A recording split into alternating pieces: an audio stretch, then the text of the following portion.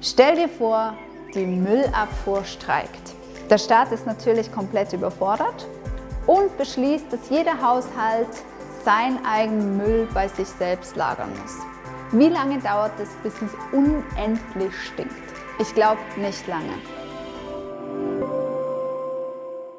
Unsere Leber ist unsere innere Müllabfuhr. Sie sammelt alles zusammen, was wir ihr vorwerfen. Alkohol, Koffein, Konservierungsstoffe, Antibiotika, Hormone, Pestizide und so weiter und so fort. Und was macht die Leber? Sie arbeitet den Müll ab. Jeden Tag. 24/7.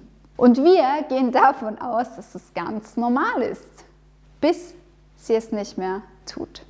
Es tauchen dann Symptome auf. Symptome wie Müdigkeit, Konzentrationsstörung, Juckreiz, Appetitverlust oder unstillbarer Hunger, Zuckungen oder Krämpfe in den Beinen, Gastritis, Schulterschmerz, Schultersteifheit, Nachtschweiß, Gehirnnebel, Ekzeme, Rosacea, Gewichtsveränderung, Reizdarm, Chemikalien- und Nahrungsmittelunverträglichkeit, Wassereinlagerung, Reizbarkeit, Depression, Angst, Gefühl von Einsamkeit, Beklommenheit, übermäßiger Durst, Sodbrennen, Aften, schlechte Verdauung, Hitze- und Kälteempfindlichkeit und ich könnte noch unendlich weiter erzählen.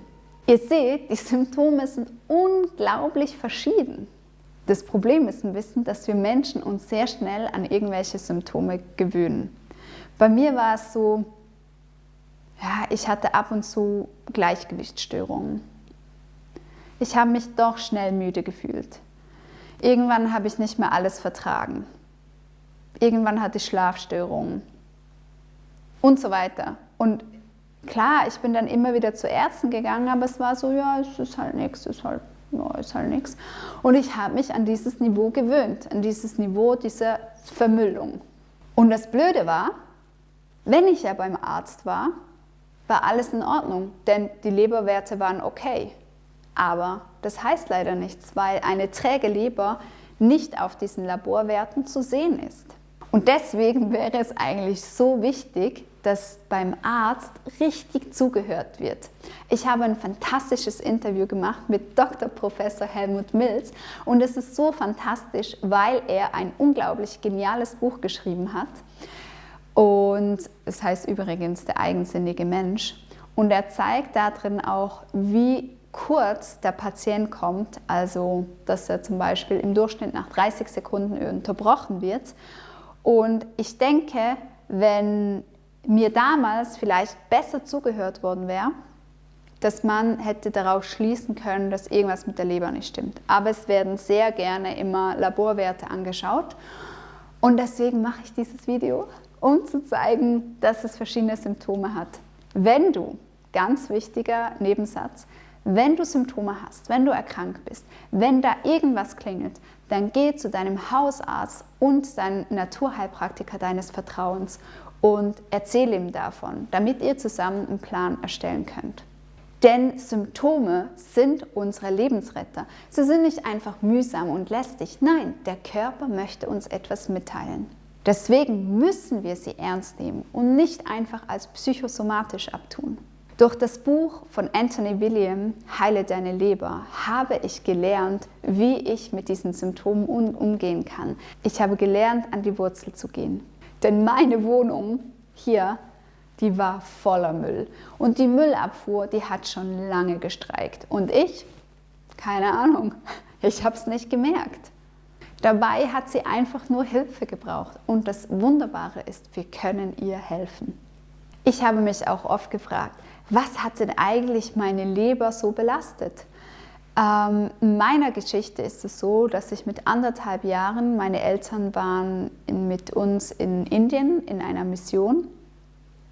In einem Kinderheim haben sie ausgeholfen und da habe ich Malaria bekommen. Und Malaria ist ein netter Parasit, der sich ganz tief in die Leberschicht einnistet, ähnlich wie der Epstein-Barr-Virus.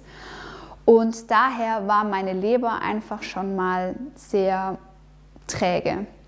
Dann durch meine Kindheit hindurch war ich ein regelrechter Staubsauger von irgendwelchen Viren und Bakterien. Und weil meine Leber geschwächt war, hat sich daraus hin immer neue Krankheiten manifestiert. Schlussendlich wurde ich dann diagnostiziert mit Fibromyalgie, Endometriose, Reizdarmsyndrom. Ich hatte immer wieder Migräne, ich hatte krampfende Beine, ich hatte juckende Haut, Gehirnnebel. Ach, meine Liste hört gar nicht mehr auf. Ihr findet es sonst meine Geschichte unter meine Geschichte. Da habe ich sie erzählt. Hier oben findet ihr sie. Aber abgesehen von pathogenen Keime kann die Leber noch von ganz anderen Dingen belastet sein, wie zum Beispiel Parfüms, Kosmetik, Benzin und durchs Tanken, Lufterfrischer, Pestizide, Herbizide, giftige Schwermetalle wie Quecksilber, Aluminium und Kupfer, alte Arzneimittel und, wie bei mir ein bisschen erzählt, pathogene Keime wie Viren und Bakterien und deren viralen Abfallstoffe und Toxine. Besonders erwähnt Anthony William immer wieder den Epstein-Barr-Virus, den HHV 6 und 7, Streptokokken und den E. coli. Ihr seht, es ist eigentlich ganz natürlich, dass im Verlauf unseres modernen Lebens unsere Leber träge wird. Daher lohnt es sich einfach, sich leberschonend zu ernähren und auch immer wieder eine Leberreinigung zu machen. Ja, unsere Leber ist das größte Stoffwechselorgan unseres Körpers und daher lohnt es sich, sie einfach zu unterstützen mit einer Ernährung, die ihr gut tut, die sie nicht zusätzlich noch belastet, die ihr hilft, dass sie sich reinigen kann. Leberschonend ist also alles, was die Leber und unser Blut schützt, damit das Blut rein und flüssig bleibt. Daher ist Trinken zum Beispiel so enorm wichtig. Du findest in dem Video 5 Lifehacks für die Leber, 5 leberunterstützende Alltagsroutinen, die du einführen kannst. Daher ist Trinken so enorm wichtig. Und wenn dieses Getränk sogar noch die Magensäure und die Gallenflüssigkeit belebt, das wäre eigentlich perfekt. Und ich sage dir, was es ist. Es ist der Selleriesaft. Der Selleriesaft tut genau das. Denn der Selleriesaft gelangt ins Verdauungssystem, wird von der Darmwand aufgenommen und gelangt von da aus in die Leber. Und wenn die wichtigen Filterfunktionen der Leber verstopft sind, kann sie ihre Aufgabe nicht mehr optimal ausführen. Und verstopft können diese Filter werden durch Fettzellen oder Gifte. Und hier kann der Selleriesaft ansetzen. Er kann das durchspülen. Und es setzt eine wahre Verjüngung ein. Ja, zum Glück ist es so einfach, eine Verjüngung der Leber zu machen. Für mich ist es einfach so ein gutes Gefühl, bereits morgens zu wissen, dass ich meine Leber unterstützen kann mit dem Selleriesaft.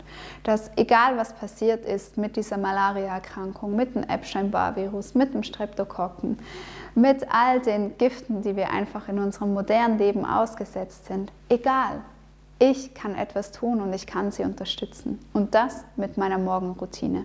Interessant finde ich auch die Empfehlung von Anthony William betreffend Nahrungsergänzungsmittel. Er sagt, wichtige Bestandteile sind Zink, Vitamin C und Vitamin B12. Auch hier gilt, schau es mit deinem Arzt an. Für die tägliche Entgiftung ist der Heavy Metal Detox Smoothie auch noch so ein Wundergebräu. Und ich habe ein Video dazu gemacht und du findest es da oben. Er unterstützt auch nochmal unsere Leber in ihrer Arbeit. In ihrer wertvollen Arbeit. Und dann hatte ich auch die Ernährung angesprochen. Ich meine, ich könnte jetzt auch morgens das Zitronenwasser trinken und den Selleriesaft und Nahrungsergänzungsmittel nehmen und mich dann tagsüber mit Schweinefleisch, Eier, frittiertem Alkohol und so weiter zuschütten. Das wäre natürlich extrem kontraproduktiv. Deswegen gibt es sogenannte No-Foods und dazu habe ich auch ein Video gemacht, das findest du hier. Und das Interessante an diesen No-Foods ist, dass du sie einfach Step für Step weglassen kannst. Überfordere dich nicht, geh in deinem Mitgefühl. Alles braucht seine Zeit. Neue Routinen brauchen seine Zeit. Es geht nicht darum, dass man sein Leben neu erfindet und alles auf den Kopf stellt und schlussendlich frustriert ist, weil man müde und erschöpft ist. Darum geht es nicht. Es geht darum, dass es Spaß macht. Und für mich war es so, das Allereinfachste, ich habe angefangen, das zu kochen, was mich echt angemacht hat, wenn ich bei Google eingegeben habe, glutenfrei, vegan, was spuckst du mir aus? Und dann habe ich einfach angefangen zu kochen. Und daraus sind auch ganz viele Rezepte entstanden und die findest du auf Instagram übrigens, habe ich die alle veröffentlicht. Ja, ich hoffe, ich habe dir ein bisschen Lust gemacht, dieses Wunderorgan, die Leber, zu unterstützen. Wir organisieren auch regelmäßig Leberreinigungen, das heißt die 369 Leberreinigung nach Anthony William. Schreib mir gerne eine E-Mail, wenn du dich dafür interessierst. Ich wünsche dir einen wundervollen Morgen, Tag oder Abend, je nachdem, wann du dieses Video anschaust.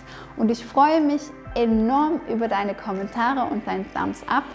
Und schick das Video gerne weiter, wenn du jemanden kennst, der eines dieser erwähnten Symptome hat, damit diese Person einfach wissen darf, woran es vielleicht liegen mag.